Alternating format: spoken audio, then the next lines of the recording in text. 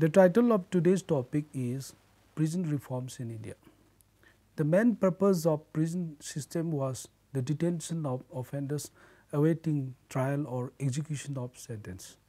Prisons were considered as a house of captives, where prisoners were kept for retributive and deterrent punishment. Prisons were also meant to make the criminals feel penitent for wrongs done by them. In modern time, prisons are seen as correctional, reformative and rehabilitational centers.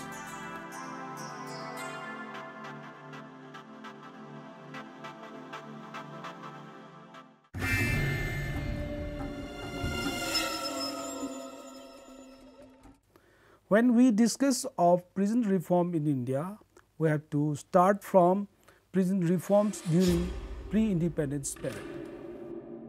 The contemporary prisons administration in our country is a legacy of British rule, and the conditions of prisons were deplorable during early British administration.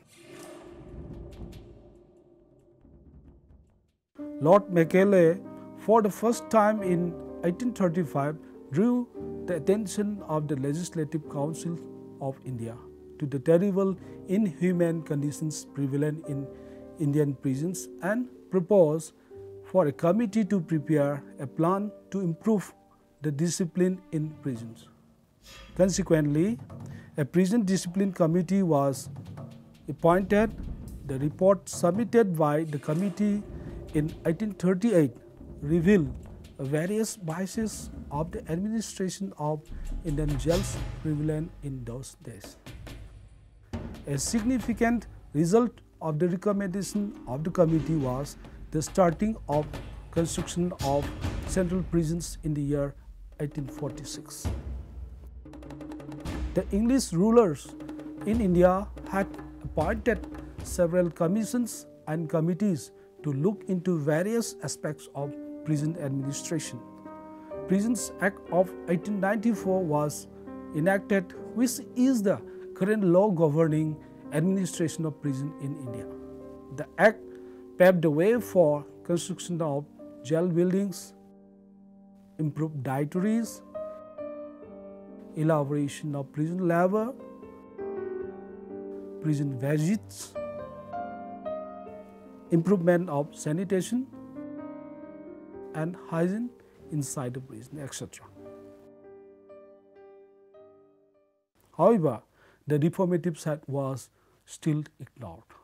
Later on, the then British government appointed a committee in 1919 to review the prison problems in India. The committee recommended inter alia that 1. Every prison should be under the superintendence of a trained expert.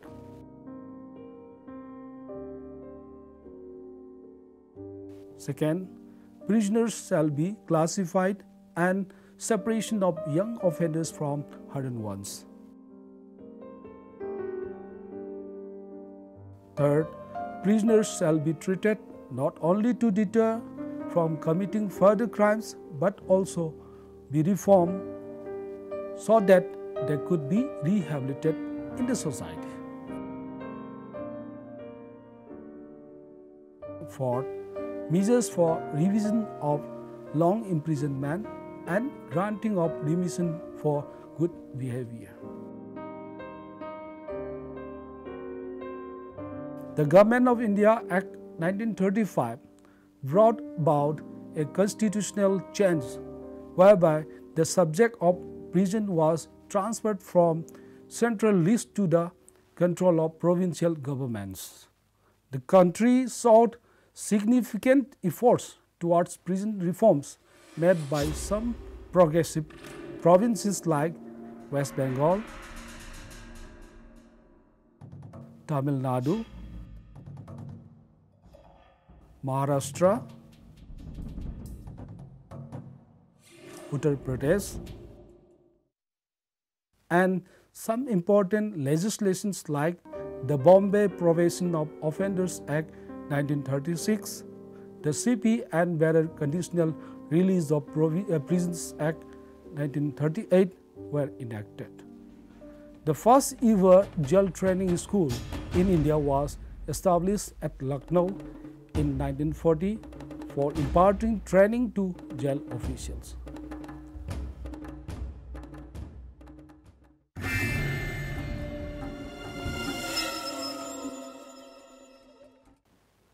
Now we will discuss post-independence development. The subject of prison was included in the state list of the 7th schedule of the Constitution of India. As interested by the Constitution, state governments appointed various jail reforms committees to bring about changes in prison management. The Government of India also takes initiative by inviting experts from the United Nations. Dr. W.C. Radcliffe, an American criminologist, visited during 1951-52 to study prison administration and suggest prison reforms in the country. In his report, Jail Administration in India, he pleaded for transformation of jails into reformation centers.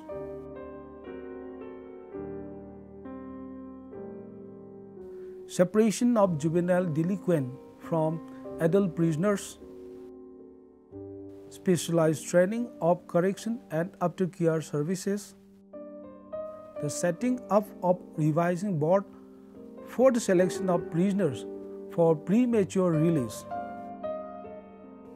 the establishment of an advisory bureau of correctional administration at central level, introduction of legal substitutes for short sentences, revision of outdated state prison manuals are some of the important recommendations made in the report.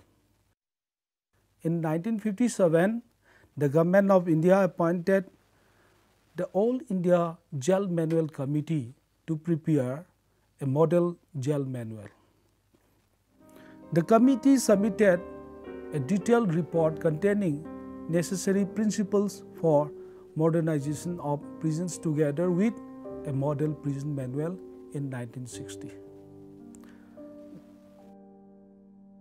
The Government of India set up the Central Bureau of Correctional Services in 1961 and it was reconstituted as the National Institute of Social Defense, which reviews policies and programs in the field of social defense, including welfare of prisoners,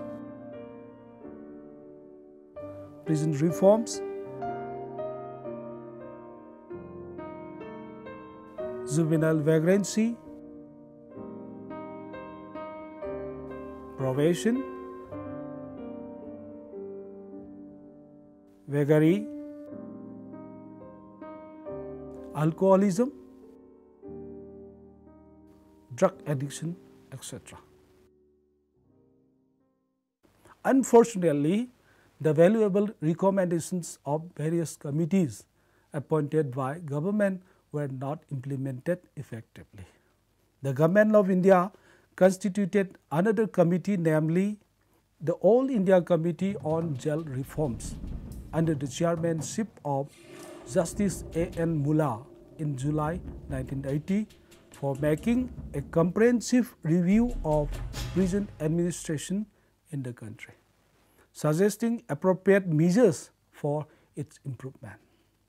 The committee, in its report submitted in 1983, formulated a draft national policy on prisons and made a total of 658 recommendations on various aspects of prison administration to be implemented by both central and state governments.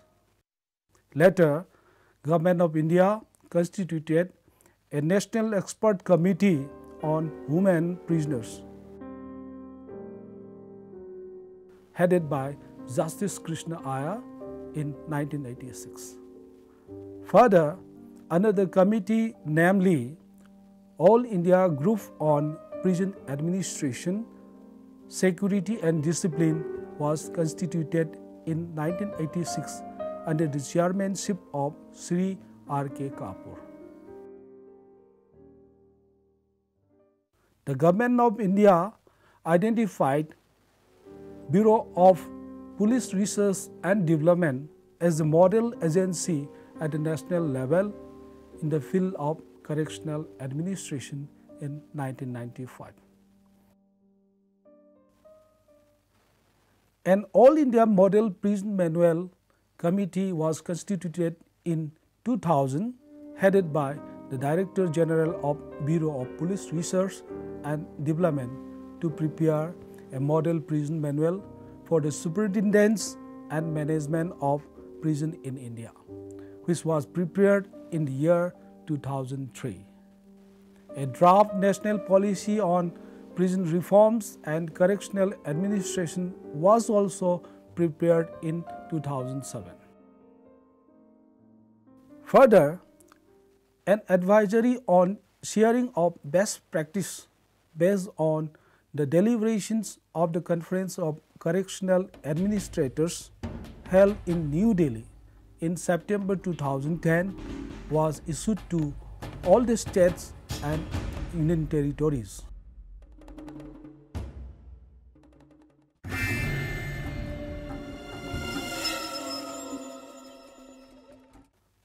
When we talk of prison reforms in India, we have to discuss problems of prisons in India. The problems of prisons of India are discussed as under overcrowding. Prison overcrowding is one of the most challenging problems faced by the criminal justice system worldwide. Overcrowding is seen as the root problem that gives birth to a number of other problems relating to healthcare, food, clothing, and for living conditions.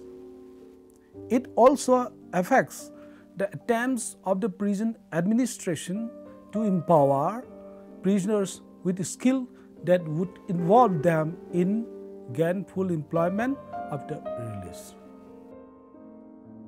Overcrowding in Indian prisons is not primarily due to high rate of conviction, but because of high number of under trial prisoners. Now coming to poor living conditions. The living conditions in Indian jails are appalling. Most of them have extremely tiny windows or not at all. In most of the jails, toilet facilities are poor and insufficient for the inmates. Safe drinking water is a privilege for some inmates only.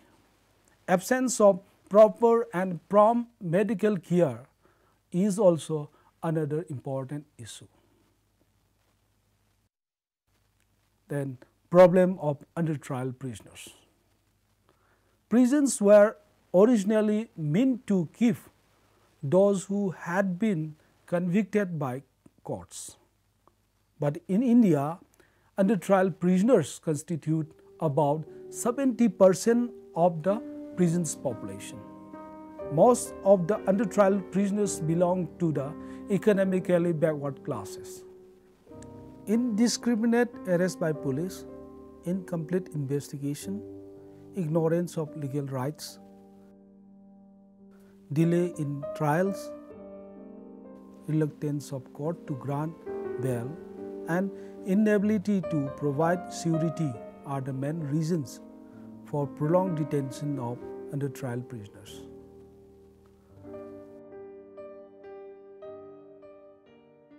Women and children in prison. In India, women prisoners form a relatively low percentage of prison population. Women in prison have experienced victimization, unstable family life, mental health problems, etc. Some women are pregnant when they come into prison, and this can be a difficult time for them, both physically and psychologically. Prison services are not sensitive enough in timely recognition and treatment of health problems and do not address their vocational and educational needs adequately. The children of women prisoners living in Indian jails suffered diverse deprivations relating to food, health, care, accommodation, education, and recreation.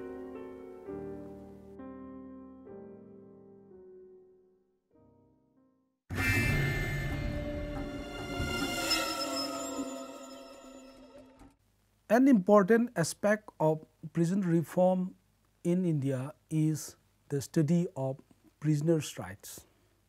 A prisoner shall not be deprived of all human rights by virtue of being in prison. The International Covenant on Civil and Political Rights (ICCPR) in Article 10 Clause 1 explicitly lays down the principle that prisoners are to be treated with humanity and with respect for the inherent dignity of the human person. The Indian judiciary had rendered important landmark judgments dealing with prison reforms and the rights of the prisoners, and the courts, particularly the Supreme Court of India, have held that fundamental rights do not forsake prisoners.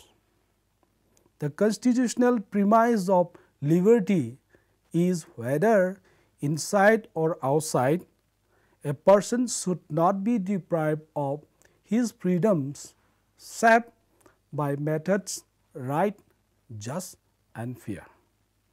Some of the important judgments of the Apex Court of India concerning prisoners' rights are discussed as under. 1. Right to human dignity. In the case of Francis Corali Murin, 1981 Criminal Law Journal, page 306, the Supreme Court held that any form of torture or cruel, inhuman or degrading treatment would be offensive to human dignity and a violation of Articles 14 and 21 of the Constitution. The prisoner has a right to be visited and mingle with family members and even by his lawyers.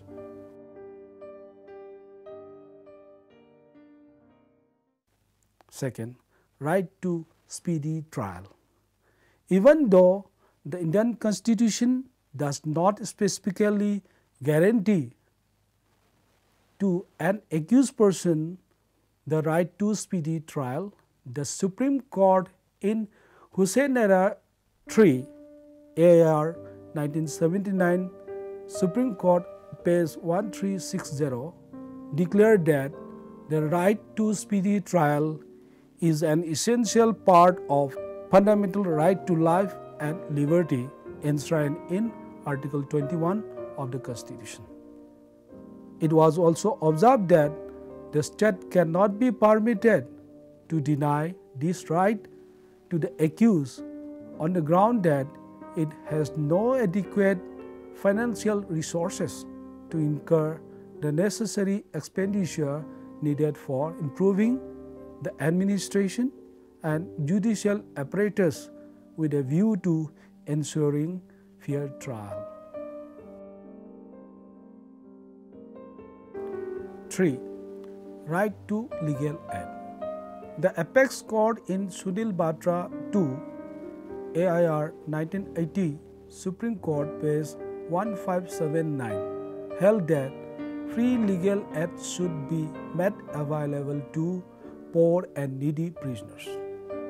It was also held in Sila versus State of Maharashtra, AR 1983, Supreme Court, page 378, that a prisoner, whether under trial or convict, has a right to legal assistance, and that must be made available in jails.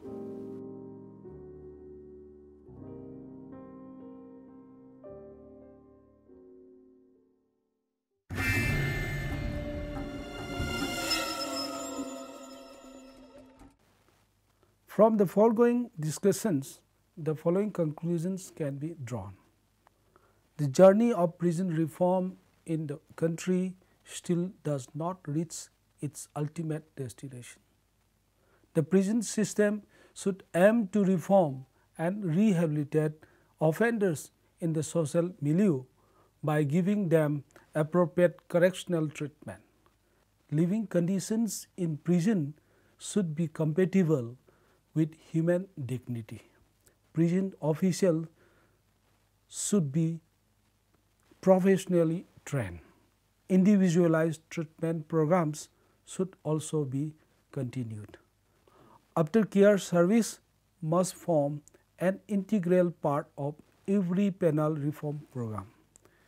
A proper coordination of all the branches of criminal justice system, such as the police, the prosecution and the judiciary, is need of the hour to achieve the goals and objectives of prison reform. Thank you.